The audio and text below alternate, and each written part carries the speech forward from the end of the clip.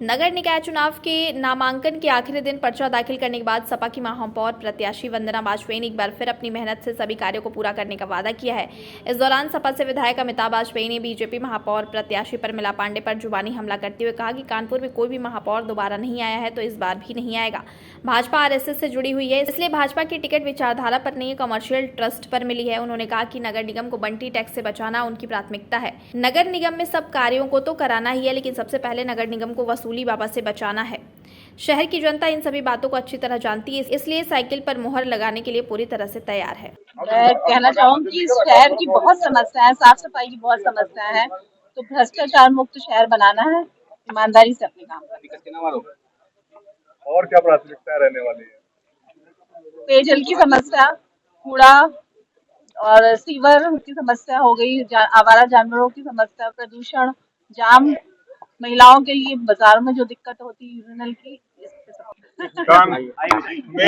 Mayor कभी Kanpur repeat नहीं हुआ और आप देख रहे हैं कानपुर का मौसम बदल चुका है।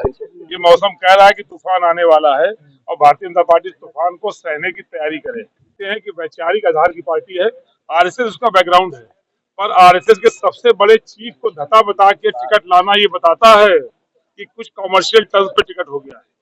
ये टिकट विचारधारा पे नहीं है, ये टिकट कॉमर्शियल टर्म्स पे है। आपको याद होगा पिछली बार मैंने कहा था अगर हिम्मत है तो लड़ा के दिखाओ, उन्होंने अपनी हिम्मत दिखा दी है और वो हमारे जाल में फंस चुके हैं। सोशल मीडिया पर ये भी बात चल रही है कि अमिताभ वाजपेयी जी की वजह से ही प्रमिला पांडे जी को टिकट मिला। तो आप सब भाइयों का प्यार है, इस शहर का विश्वास है और इसके लिए हम आपके आभारी हैं। भाई इस नगर निगम को बंटी से बचा लो।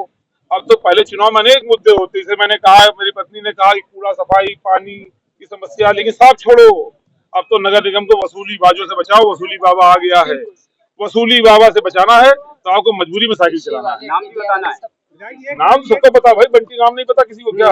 वो बड़े बड़े बाल कौन भूल गया भाई? नोच की ठेले वालों तक की खाल, सफाई कर्मचारियों को उधेड़ दी खाल, वो बड़े बड़े बाल। बंटी से बचना है तो साइकिल चलाना मजबूरी है शहर की।